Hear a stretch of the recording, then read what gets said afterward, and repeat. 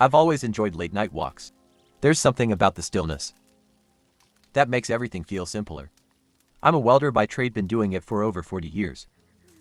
Now I live alone on a big farm. Just me and my dog Bosley. The house is too large for one person. But I never had the heart to downsize. After my wife Maria passed away, my kids moved out years ago. And ever since cancer took her, it's just been me and Bosley. One night after a long day in the shop, I decided to go for a walk. My property is pretty big, so just a single loop is usually enough to satisfy my craving. The air was cool and Bosley trotted along beside me. Sometimes I think he likes me more than I like him. I've walked that loop hundreds of times. But as I was heading back toward the house, something caught my eye. I glanced up at the second-story window, the one that looks out from the bedroom Maria and I used to share. For a split second I thought I saw something move. I stopped dead in my tracks, staring up at that window. There was no reason anyone should be in there. I hadn't been in that room in years. Couldn't bring myself to. I felt my blood start to boil at the thought of some stranger breaking into my house. I wasn't gonna stand for that. I rushed inside, my heart racing, and ran upstairs. The room was empty, just like I'd left it, no sign of anything out of place. I looked everywhere imaginable but found nothing. Yes, I was pretty freaked out, but I was more angry than anything. I didn't take this kind of thing lightly. I figured I had just seen something that wasn't there. I stood there for a while feeling foolish, but I couldn't shake the feeling that something had been there. The next night I woke up to Bosley growling. He's a good dog. Never barks unless there's something to bark at. I sat up in my bed listening. That's when I heard creaking coming from upstairs. It could have just been the sounds of my old house, but my mind went directly to footsteps, which were coming from right above me. I'm sure you could guess which room is directly above mine. I debated grabbing my hunting rifle from downstairs, but didn't want to go that far. If it came down to it, I was fully confident that I could take whatever was up there, hand to hand. I grabbed my flashlight and went to check again. Nothing. The room was exactly the same, untouched. My anger was definitely starting to turn into anxiety. At this point, something didn't feel right in the house. The following night, I came downstairs to find the kitchen lights on. I know I turned them off before bed. I don't leave lights on, there was no question anymore.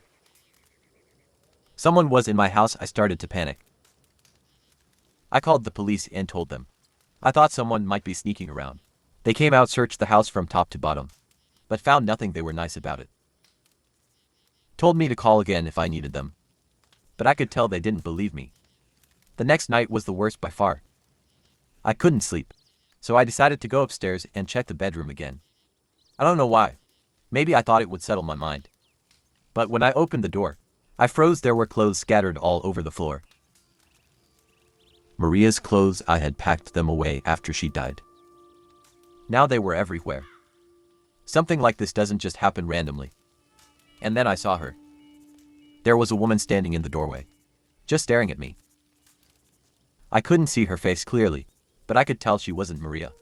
She was too short. I don't know who she was, but she didn't belong there. I had never been so afraid in my life. Without thinking, I ran at her. She turned and bolted down the stairs and out the front door. By the time I got outside, she was gone. I searched the property with Bosley, but there was no trace of her. I didn't sleep that night. For months after that, I couldn't sleep. I was constantly on edge, convinced I heard footsteps upstairs at night. Every little noise set me off. I slept with my rifle next to my bed, terrified that I'd have to use it one night. Every little noise set me off. I debated calling my brother to come stay with me, but I wasn't gonna do that. I was raised to always handle my own shit, so that's what I did. The nightmare didn't end though. One night I was sitting in the living room when I noticed a figure standing in the yard, looking straight at me through the window. It was her again. My heart felt like it stopped. I grabbed my hunting rifle and ran outside. Bosley close behind. She was still there, just a silhouette in the moonlight watching me. I fired a few warning shots into the air, hoping to scare her off. That was enough to get her to turn and run into the darkness. But it's not like that made me feel any better. I was literally being tormented by some random woman who was probably homeless. I couldn't even imagine why this was happening to me. I stood there for a long time, waiting to see if she'd come back. She never did. I haven't seen her since. But I know it's only a matter of time. I'm fully prepared to defend myself. But I don't think living in perpetual anxiety like this is sustainable. Thank God for Bosley. I have no idea what I'd do without him. I'll send an update if anything happens.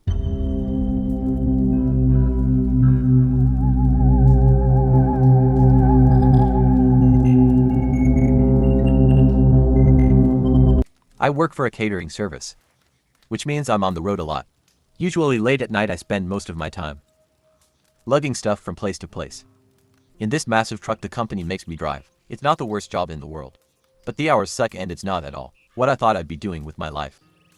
By the time I get home, I'm either so wired from caffeine that I can't sleep, or I pass out the second I hit the bed, and stay that way for 12 hours. I was driving back home one night at like 2 a.m. It was nice to be driving my own car again. As I was approaching my house, I realized I had probably had one too many Red Bulls, and there was no way I'd be able to sleep. On top of that, I hadn't eaten in hours and I was starving. There's a McDonald's right off the highway, about 10 minutes from my house. It's usually my first choice when it comes to late night snacks, since it's just so convenient. I'm not even one to gorge myself on fast food. I just occasionally get this weird craving that only a handful of fries can satisfy. It's obviously 24/7 and I figured some comfort food would be the perfect thing to help me wind down. I don't remember exactly what time it was, but it was definitely after 2. By the time I pulled into the drive-thru, there were a few cars ahead of me, which I was actually kind of surprised by. It's not like this McDonald's was a busy spot at 2 a.m. on a Tuesday. As I was sitting there impatiently, I found myself staring off into space, wondering what was taking so long. That's when I noticed something strange. There was an old, beat-up Volkswagen with its windows tinted, backed into a spot in the very corner of the lot. The McDonald's itself was only accepting drive-thru orders at this hour, so it didn't make sense why there'd be a car in the lot. There were reserved spots on the other side for employees, so it couldn't have been one of them. I figured it was maybe just someone eating in their car, which it probably was. I myself did that from time to time, so I guess I couldn't judge. It was just an odd sight, to be completely honest. I got my food and started driving away. I didn't want to go home just yet, but I also didn't want to just sit there idling my car. I began racking my brain, trying to think of a good place to scarf down the food. I live in a pretty lush area, so there's honestly a lot of options, but I didn't want to beat around the bush too much, considering how late it was. There's a massive nature preserve literally down the street from my house. It's situated on a mountain and is essentially just an enormous forest. The kicker is that there's a scenic lookout, points at the peak with a view of the city. There's a road that loops around the perimeter of the preserve and will take you right to the peak, which is nice during the day. After the preserve closes though, the road is inaccessible to cars, but still a convenient path to get to the peak, without having to walk through any woods. I used to go there with my friends from high school. All the time. It was kind of a default spot when we wanted to be outside. We hang out, talk, smoke, or just appreciate the view. I actually hadn't been there in a while, because I was just so busy working all the time. So I figured going there would deliver a much-needed nostalgia rush. When I got to the preserved parking area, it was completely empty. I say parking area because it wasn't a traditional parking lot with spaces for cars, but rather a big patch of gravel that veered off from one of the roads that ran past the preserve's border. Like I said, the actual preserve was closed, meaning I'd have to walk all the way up to the lookout spot from outside before I could even turn off the engine. I saw headlights pulling into the lot. That was unsettling enough on its own. Who else would be here at 2 a.m.? And then I realized what I was looking at. It was that same Volkswagen from the McDonald's parking lot. I was 100% certain of it. I parked a little ways away and the engine cut off. I felt the unease start to pour in. What were the odds of that happening? Naturally, had they followed me. My window was partially rolled down, and as far as I could tell, there was no music coming from that car, or at least none that I could hear. After nothing happened for a good minute or so, my fear started to fade. They were probably doing the same thing. I was out for some fresh air or smoke. It's a pretty popular spot for that kind of thing, but I was just so weirded out, considering how late it was. I couldn't shake the feeling that something was off, even though I concluded that it was just one of those inexplicable coincidences. I sat there for a minute, debating if I should just go home. I didn't want to leave, but I didn't want to be alone either. I picked up my phone and FaceTime one of my close friends who lived a few minutes away. I told myself that if he didn't pick up, I just eat my food in the car and drive home. He was actually awake though, which I was a little surprised by. He said he had been up writing a paper. I convinced him to swing by and hang out for a bit. He was down, he said he'd be there in 10. While I waited, I kept my eyes on the Volkswagen. It still hadn't moved. I tried to shake it off, telling myself I was being paranoid. When Sebastian finally pulled into the lot, I felt a lot better. We both got out of our cars and began walking up the path. Before the parking lot fully receded from view, I shot a glance backwards. The Volkswagen was still there, but I saw all 4 doors open at once. 4 guys stepped out. They just stood there for a few seconds, looking at each other. They weren't even talking, just looking around at each other. It was freaky. I nudged Sebastian, who realized what I was looking at. Before they could see us, we continued walking up the path, so that the lot was obstructed from view. Alarm bells were going off in my head, but Sebastian didn't seem that concerned. He told me they were probably just going out to smoke. We kept walking, and by the time we got to the top, the city view was enough to take my mind off things. We always sat on this little rock wall that was supposed to keep people from wandering off the edge of the mountain. We sat there eating and talking like we used to. It was nice, of course. That nice feeling didn't last very long. We heard the sound of talking and laughter quickly approaching us. We turned around to see 3 guys walking towards us, sharing what looked like a blunt. They were acting friendly enough, which definitely calmed my nerves a little. Instead of finding their own spot though, they walked right up to us, like they wanted to start a conversation. The guy in the blunt was covered in tattoos and had a nose ring. He honestly looked pretty intimidating. He flashed half a smile before asking us if we wanted to smoke. We both said no, and one of the other guys laughed and called us pussies, to which Sebastian scoffed at. My curiosity got the better of me, and I blurted out a question about what they were doing at McDonald's. The guy holding the blunt dropped his smile instantly and narrowed his eyes, like he was caught off guard by my question. His 2 friends did the same, staring at us with cold expressions. They didn't say anything for an uncomfortably long time. That's when I remembered that there had been 4 guys in that car, not 3. One of them was missing. At that point I was fully prepared to run. I knew Sebastian was thinking the same thing. Finally, the ringleader told us that he worked nights, and that he had just gotten off. He pulled his hoodie up to reveal a McDonald's uniform. I think because he knew we wouldn't have believed him, otherwise. He then went on to say he came to the spot every day after work to smoke with his friends. While that definitely calmed me down a bit, something about this situation was terribly off. I could tell Sebastian felt the same. We decided it was time to go. As we started walking down the path, Sebastian stopped and pointed into the trees. I followed his gaze and saw the 4th guy, half hidden in the darkness. He was holding something, but I couldn't make out what it was. I felt my heart start racing. The moment he saw us looking, he started moving. That's when we ran. We bolted down the path, glancing back to see him chasing us, with the 3 other guys close behind. My heart was pounding so hard I thought it would burst. I could hear their footsteps getting closer, but I didn't look back again. We finally made it to the parking lot, jumped into our cars and floored it out of there. As I was speeding away, I could see those guys rushing to get in their car. I didn't feel comfortable driving home, out of fear that I'd be leaving them right to my house. I called Sebastian and told him we should meet back up on his street. We had a decent head start on them, and I don't think we were followed, but I wasn't taking any chances. When Sebastian and I met back up, we were still in shock about what the hell just happened. I don't know if they were trying to rob us or worse. I didn't know what to think. Sebastian showed me his phone and said he had snuck a picture of them while they weren't looking.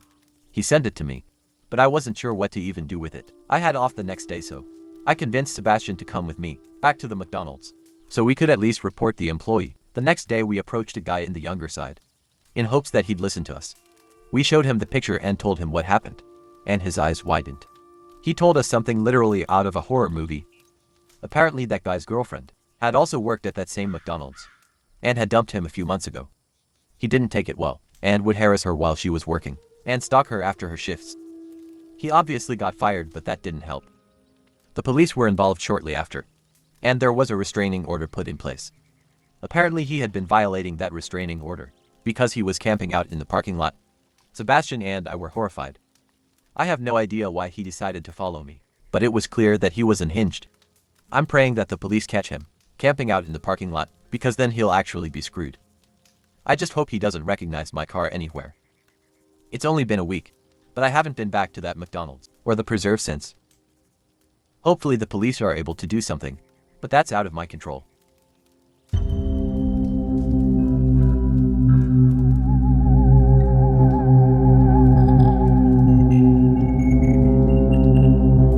Forgive me if I don't remember every detail of the story.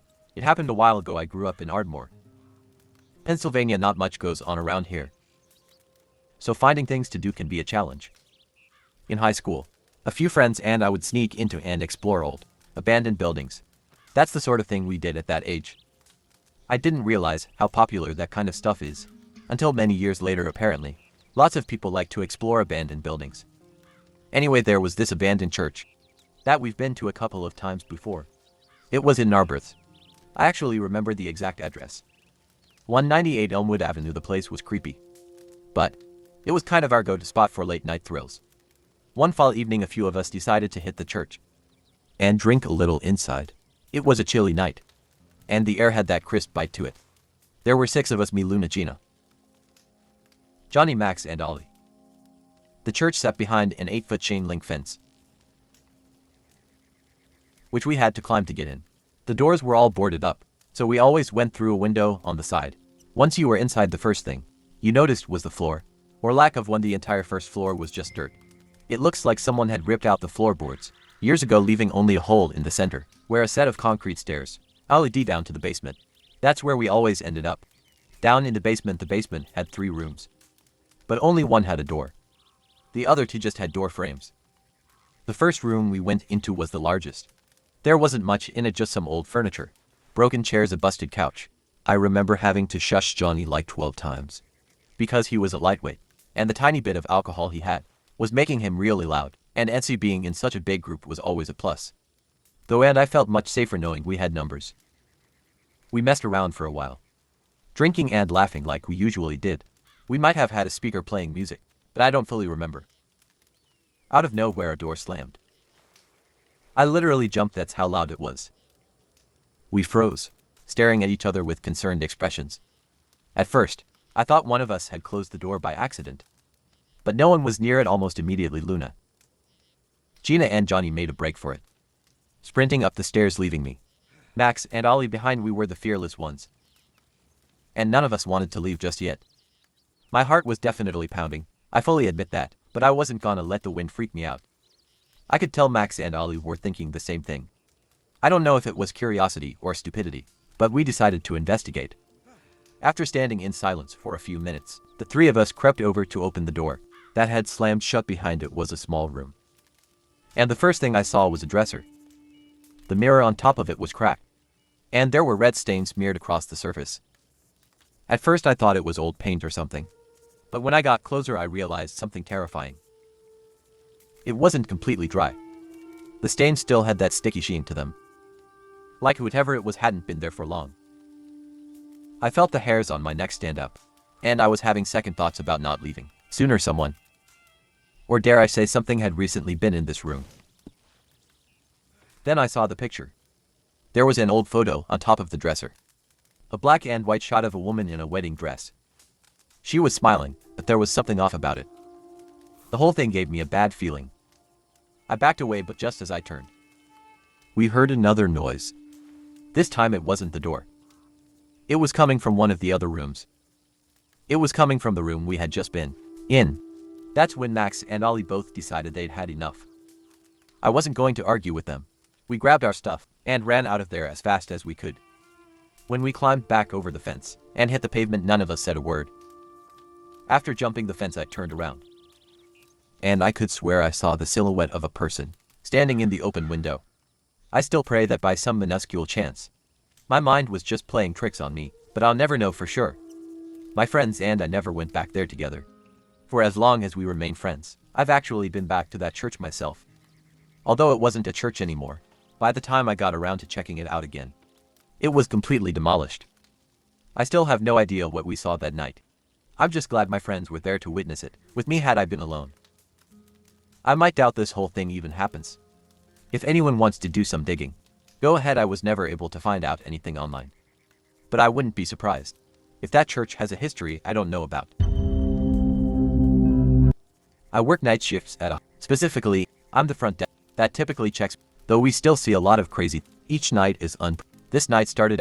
We had a few people come, but nothing to. I was mostly sitting at my desk talking to my Amy about whatever we could think of talking around. Amy went on break to go to the cafe, so it was just me at the front. Really soon after, like not even a minute after, a man came through the. He was wearing a black zip-up hoodie and black. His hair was dark and somewhat long and looked like he hadn't showered or maybe had just. He walked up to the counter and had this strange aura. It made me feel. I'm looking for him. I didn't remember the exact name, but it was a woman, and as far as I knew they hadn't been admitted. Still I checked, but I saw no one by. The man seemed uncomfortable as I told him there wasn't anyone here by and that he may need to check other. In the area he awkwardly nodded and I glanced at the security guard who was at the other side and we both made that eye, agreeing that guy was a little. A half hour later Amy, the rest of that shift was quiet and I got out saying bye to my co and heading out to the. This wasn't the largest, but the parking lot was really. It was huge. And all the workers were supposed to park to make room for patients closer to. As I walked to my car, weird feeling came, and I ran back to that man that came. I don't know why, but I suddenly felt unsafe. Maybe it was the eerily quiet parking lot. I walked a bit faster, got up to my car, and I tossed my bag on the path and started driving. I lived about 20 minutes. The roads were long, but throughout, I still couldn't shake the strain. I felt like I was being followed. Yet every time I looked in, nobody else was on the road. When I pulled into my driveway, getting out and going in through the. I hadn't even taken my shoe when I heard footsteps sprinting up. They got right up and immediately shook, trying to open it. I always instinctively locked. Every time I opened, as soon as they realized, they stopped. There was a pause before a familiar. Excuse, can you please open? I need help, please open. It was the creepy guy from the. I didn't, and shakily took my phone out and called. Seconds later the man bolted. I looked out and saw him run down the road and, in the dark, but it was definitely this, with the black hoodie and black. When caught, I was hit with probably the most creepy and downright horrifying. The back door to my car in my driveway. He had been in the back seat the entire drive, which explains how he got up to my front doors. Even more is that he was probably hoping I'd park in my, which would essentially give him access to my entire house. That night, parking in the driveway probably caught him and likely saved my life. They used the footage from the hospital CC to identify the man and found him a few days. He was some nobody that I'd never met, but he had some strange fixation. He had stalked me from outside the hospital, figuring out which car, and probably just trying to that I accidentally left my car for too long, even though he never admitted and just repeatedly said that he wanted to. And this was a. But I haven't heard or seen anything about him.